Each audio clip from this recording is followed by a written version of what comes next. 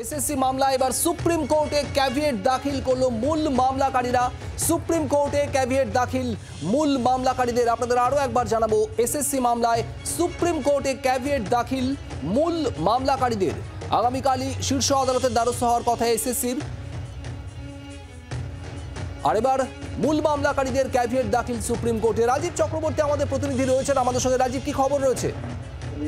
দেখো, কলকাতা হাইকোর্টের division bench গতকাল যে রায় দিয়েছে, যাতে 25,000-এর বেশি শিক্ষকের চাকরি বাতিল ঘোষণা করা হয়েছে, এবং সেই রায়কে চ্যালেঞ্জ করে যখন রাজ্যের এসএসসি তারা কর্তৃপক্ষ তারা সুপ্রিম কোর্টে যাওয়ার কথা ভাবছে এবং আগামীকাল তারা মামলার আবেদন করতে চলেছেন সুপ্রিম কোর্টে, তার আগেই কিন্তু ক্যাভিয়েট দাখিল করলো যারা মূল মামলাকারী কলকাতা হাইকোর্টের, যারা এই চাকরি সংক্রান্ত মামলা করেছিলেন, তাদের তরফ থেকে আজ একটি আবেদন জানানো হয়েছে, এবং যাকে আইনি ভাষায় ক্যাভিয়েট বলা হয়। অর্থাৎ সেক্ষেত্রে এই মামলা গ্রহণ করা হলে, অর্থাৎ যে মামলা এসএসসির তরফে করা হবে, যে আবেদন করা হবে কলকাতা হাইকোর্টের রায়কে চ্যালেঞ্জ জানিয়ে, সেই রায় যদি শোনা হয়, সেই আবেদন যদি শোনা হয়, সেক্ষেত্রে তার আগে যেন সেই ক্ষেত্রে রায় দেওয়ার আগে যারা মামলাকারী তাদের বক্তব্য রয়েছে সেটাও যেন শোনা হয়, এই মর্মে একটি ক্যাভিয়েট দাখিল করা হয়েছে আজকে কিছুক্ষণ আগে।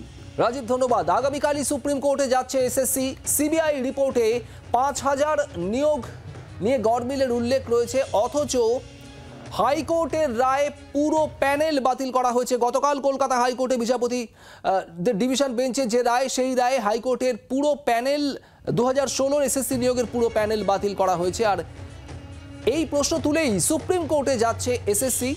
আগামীকাল শীর্ষ আদালতের দ্বারস্থ হতে চলেছে তারা। সিবিআই রিপোর্টে 5,000 নিয়োগে গড়মিলের উল্লেখ, অথচ হাইকোর্টের রায় পুরো প্যানেল বাতিল। এখানেই প্রশ্ন তুলে সুপ্রিম কোর্টে যাচ্ছে এসএসসি।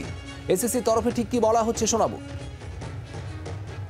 আমাদের মোট যে প্রায় 24 থেকে 25,000-এর কাছাকাছি যে সুপারিশপত্র আমরা দিয়েছি বা নিয়োগপত্র গেছে, তা সেই নিয়োগের মধ্যে সিবিআইয়ের তথ্য এবং আমাদের দেওয়া তথ্য অনুসারে ধরুন 1,500 যদি গড়মিল থাকে, তাহলে বাকিদের তো কোনো গড়মিল ধরা পড়েনি, তাহলে তাদের যে চাকরি বাতিল, এইটা ব্যাপারে আমরা সুপ্রিম কোর্টের দ্বারস্থ হব। মূল থাকবে এটাই আমাদের ইস্যু।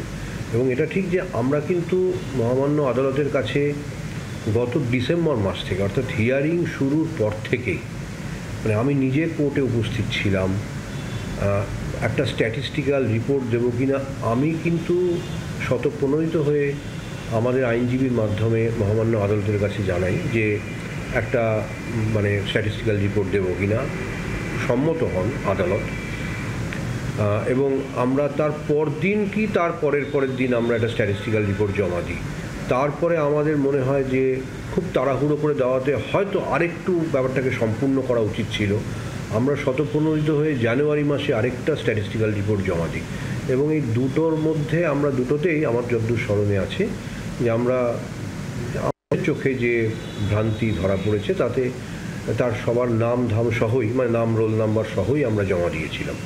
অর্থাৎ কারা অযোগ্য সিবিআই থেকে পাওয়া তথ্য অনুসারে এবং আমাদের রেকর্ড অনুসারে সেটা কিন্তু আমরা সম্পূর্ণভাবে মহামান্য আদালতের কাছে পেশ করেছিলাম।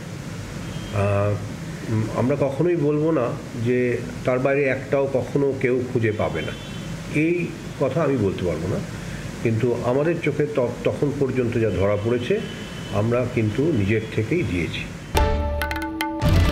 বাংলার আওয়াজ, বাঙালির আবেগ, জি 24 ঘন্টা।